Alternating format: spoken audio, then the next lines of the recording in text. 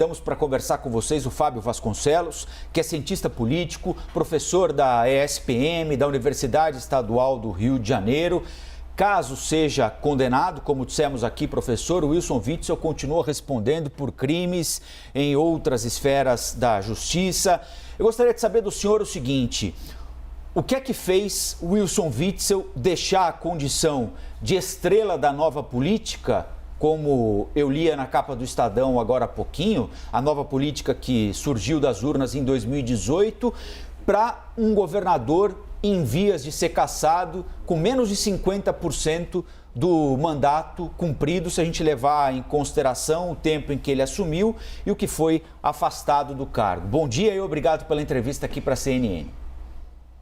Olá a todos, bom dia, obrigado pelo convite de participar desse debate importante no estado do Rio hoje.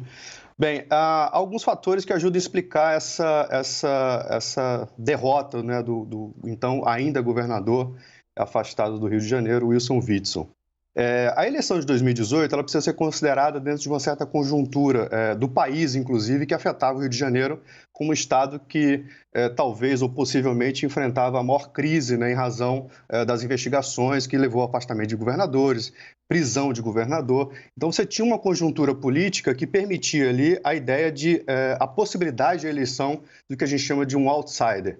Né? O Wilson Witzel foi eleito na condição de outsider. O outsider ele tem normalmente um discurso, ele foi eleito com um discurso de lei e ordem, né? E contra a corrupção, que era a grande agenda dominante do país naquele momento.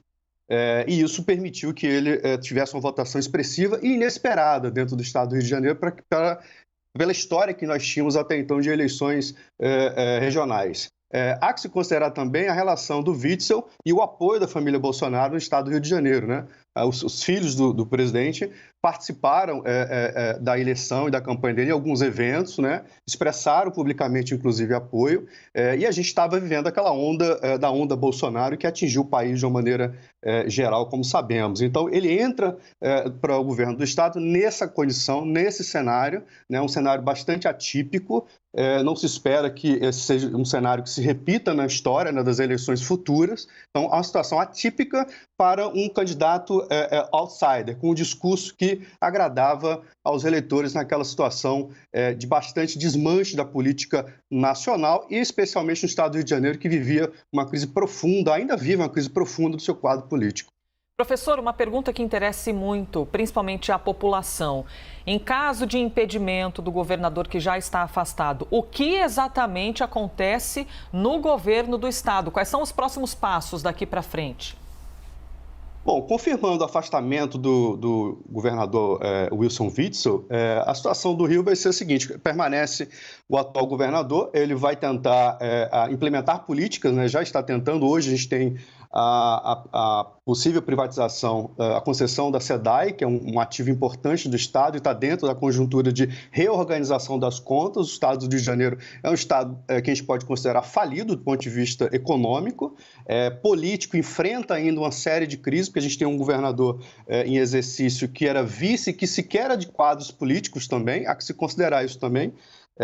O Witzel e o seu vice eram quadros fora da política, né? Fora da política profissional no sentido positivo da palavra, né? Não eram experimentados dentro dos quadros políticos no estado do Rio de Janeiro. Então a gente tem um governador que vai, provavelmente, possivelmente, há informações nesse sentido, que vai tentar a sua reeleição. E para isso vai precisar implementar políticas no curtíssimo prazo em uma situação econômica local e nacional bastante adversa. Então, o quadro não é tão favorável a ele.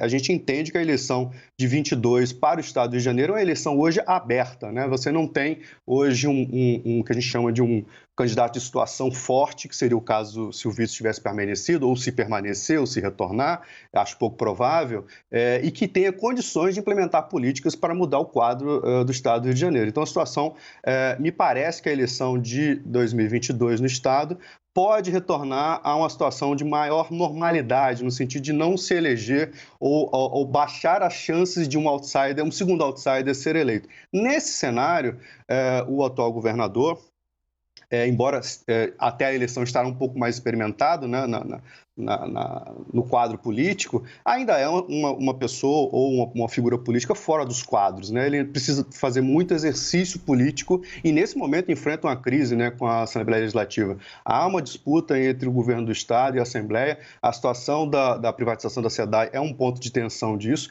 Repete, de alguma maneira, o cenário que o Witzel enfrentou com a Assembleia, de muita tensão e de muita disputa política, né? De uma enorme dificuldade que o Witzel teve de coordenação política da sua base na Assembleia Legislativa, tanto é que o processo de admissibilidade do impeachment, ele teve votos, inclusive, do seu próprio partido, né? Seus deputados não votaram a favor do governador, o que mostrava uma situação de enorme dificuldade de articulação política do governador e que o atual começa a enfrentar. Professor, o senhor lembrou na sua primeira resposta a relevância do apoio da família Bolsonaro para que Wilson Witzel deixasse a condição de nanico nas pesquisas de intenção de voto para surpresa no segundo turno e vencedor da eleição. Ele atribui à família Bolsonaro, a brigas que teve com integrantes da família Bolsonaro, a derrocada política dele. Faz sentido esse raciocínio? Olha, para a retórica política do governador, não há que se esperar outro argumento, né? Ele, de fato, entra em confronto com o presidente da República. O Witzel, em razão do despreparo e da falta de traquejo político, no primeiro ano de governo ele já estava se lançando a um pré-candidato à presidência da República. E isso, obviamente, cria uma tensão com o presidente da República, que, sabemos, provavelmente vai concorrer à reeleição.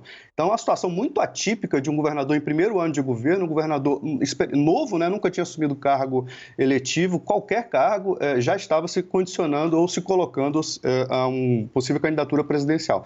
Há aí uma tensão política, né, de disputa de quadros, disputas de candidaturas e vamos lembrar que o Rio de Janeiro é a base eleitoral do presidente da República, né, e da sua família, né, ou quase todos os filhos, só um de São Paulo. Mas a base dele está aqui. Então, isso cria uma tensão. Agora, me parece pouco crível o argumento de que o presidente, embora tenha notoriamente, sabemos disso, a disputa entre os dois política, ela é mais discursiva do que de fato, porque o presidente dominar ou controlar a Procuradoria, a Polícia Federal, controlar todos os instrumentos e daí tirar e encontrar as evidências e obviamente, tem uma delação que aponta o envolvimento do governador. Então, há uma articulação que me parece que foge um pouco do controle do presidente em níveis tão detalhados, né? Me parece que há sim, né, é o que a gente chama do discurso do copo meio cheio e meio vazio, né? É verdade sim que há uma disputa, é verdade sim que o presidente e eles entraram em confronto público, né? Em razão de ocupar ou não o espaço de liderança política no estado do Rio de Janeiro. Nós não sabemos qual é o plano do presidente da República para a candidatura do governo do estado. Pode ser que lance, né, um filho, pode ser que lance alguma outra liderança que ele tenha esse planejamento. Então, essa conjuntura ainda esses quadros ainda vão ficar mais claros daqui para frente, mas acho que o discurso do governador é um discurso que pode parecer crível do ponto de vista político, mas do ponto de vista administrativo e das questões policiais e investigativas que envolvem isso, me parece que foge um pouco da realidade. Fábio Vasconcelos, cientista político, também professor da ESPM e da Universidade Estadual do Rio de Janeiro. Professor, obrigada, viu, pela gentileza de conversar com a gente. Muito obrigado, eu que agradeço. Bom dia.